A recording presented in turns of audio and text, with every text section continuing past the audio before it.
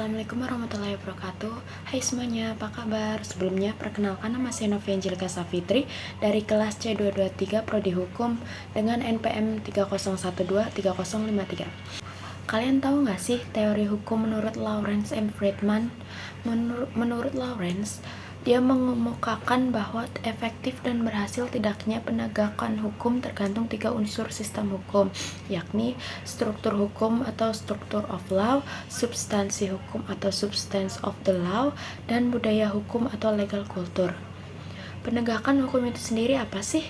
Penegakan hukum adalah proses dilakukannya upaya tegaknya atau berfungsinya norma-norma hukum secara nyata sebagai pedoman pelaku dalam lalu lintas atau hubungan-hubungan hukum dalam kehidupan masyarakat dan bernegara. Lalu, bagaimana efektivitas dan tata cara penegak hukum itu sendiri supaya hukum itu berjalan dengan semestinya? Menurut Bapak Dadang Derajat yang telah diwawancarai pada hari Selasa kemarin di Pengadilan Negeri Bandung ini adalah salah satu lembaga peradilan di lingkungan Mahkamah Agung. Terdapat 4 peradilan, yaitu Peradilan Umum, Peradilan Tata Usaha Negara, Peradilan Agama, dan Peradilan Militer. Pengadilan negeri ini merupakan pengadilan negeri 1 khusus, yang dimana kelas 1 khusus ini menangani juga perkara-perkara tipikor dan perkara PHI. Nah, untuk penegakan hukumnya sendiri tentunya di pengadilan ini memang ada pembagian tugas di sana. Jika dilihat dari strukturnya, struktur pengadilan negeri itu terdiri dari ketua, wakil ketua, para hakim, kemudian panitra, dan sekretaris di bawah panitra. Sekretaris ada pada Patmot Hukum, Patmot Pidana, Patmot Perdata, kemudian Patmot Tipikor, dan juga Patmot PIH. Di sekretariatnya sekretaris, kabak ada kusubag, umum, keuangan, terus ada IT, kemudian kepegawaian. Di samping ada panitra, para hakim juga tentunya adalah ada panitra pengganti yang membantu hakim dalam hal pelaksanaan sidang. Karena tugas pengadilan adalah menerima, memeriksa, dan memutus perkara, nah dalam hal soal penegakan hukum tadi tentunya berpegang teguh pada undang-undang, pada peraturan yang ada. Kemudian analisa hakim di persidangan, kemudian nanti pertimbangan hukum oleh majelis juga seperti apa dalam hal penegakan hukum. Terutama patokannya adalah berpegang teguh kepada aturan-aturan yang ada. Dalam hal ini ada KUHP juga undang-undang. Lalu bagaimana jika nanti perkara yang ada diperiksa? Jika hukum perdata maka dilakukan pemeriksaannya secara hukum perdata. Kemudian juga pertimbangan hakim dalam menilai perkara itu berdasarkan karena perbuatannya. Kemudian ada juga di sana perkara pidana, dan perkara pidana di sana adanya dakwaan, kemudian nanti ada tuntutannya, lalu hakim memutus perkara itu. Selanjutnya, apa saja struktur atau kebiasaan yang ada di Kejaksaan Tinggi Jawa Barat ini? Jadi, pengadilan sendiri merupakan lembaga pelayanan masyarakat. Dalam hal ini, tidak sembarangan orang bisa masuk ke dalam. Adanya akses keluar masuk itu tertutup, kecuali dalam hal seperti wawancara. Untuk permintaan wawancara seperti kemarin, kalau misalkan orang yang berperkara tidak bisa masuk ke area sini karena ada area di depan itu yang namanya PTSP. Lalu untuk kultur yang ada di sini tentunya ada seperti pada hari Senin Kejaksaan Tinggi Jawa Barat ini selalu mengadakan upacara pagi. Kemudian pada Jumat sore juga melakukan upacara sore, terus juga setiap harinya melaksanakan briefing seperti briefing terhadap petugas yang ada di PTSP, juga melakukan briefing dengan petugas keamanan, kemudian petugas lainnya. Yang paling tinggi di sini adalah rapat bulanan yang dilaksanakan pada setiap 1 bulan sekali. Sedangkan jika menyangkut upacara tadi ada upacara peringatan seperti misalnya kemarin peringatan Hari Pahlawan. Selanjutnya, bagaimana tata cara berlaku untuk melakukan seperti melaporkan suatu tindak pidana. Nah, perkara pidana itu ada pidana umum dan pidana tipikor.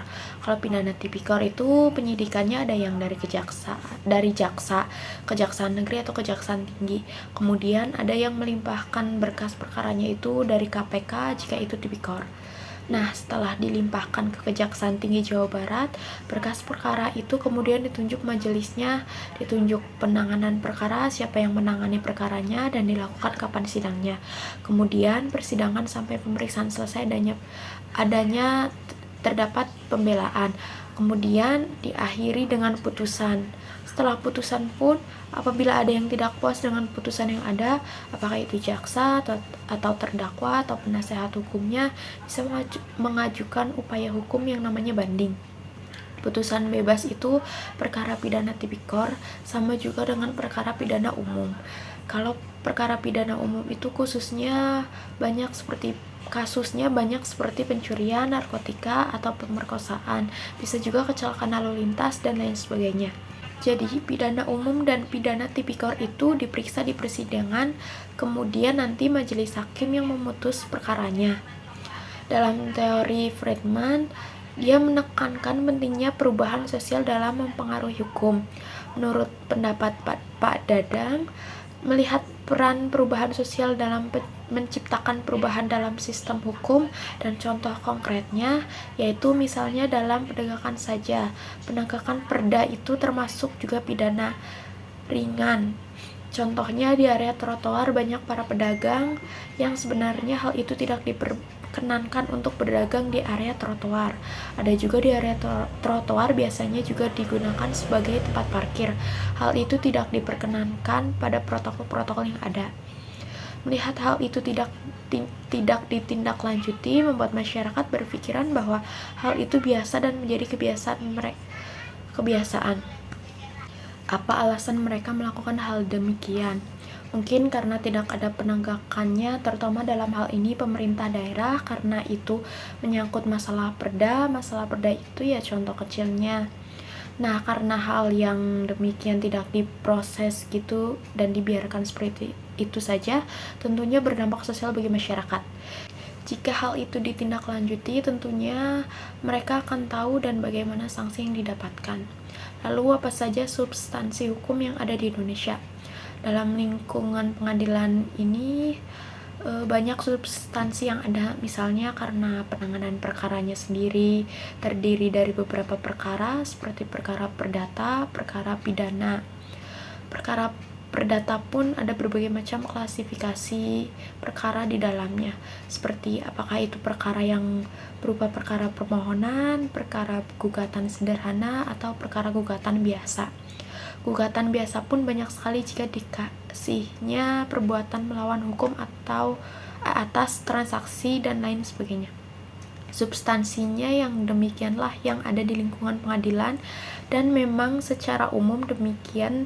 Berdasarkan pertanyaan bagaimana hukum yang ada di Indonesia, apakah sudah signifikan atau bahkan belum, menurut beliau kemajuan hukum itu tidak menjadikan patokan, hanya saja yang menjadikan patokan itu adalah kemajuan dalam hal penegakan hukumnya, dalam arti benar tidaknya aturan yang ada itu ditegakkan. Untuk penegakan hukum tidak hanya serta-merta adanya di pengadilan, tapi juga dari mulai tingkat penyidikan yaitu kepolisian.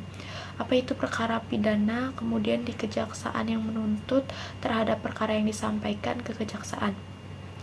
Hal itu harus betul-betul memenuhi unsur-unsur yang ada, tidak ada intervensi dan lain sebagainya.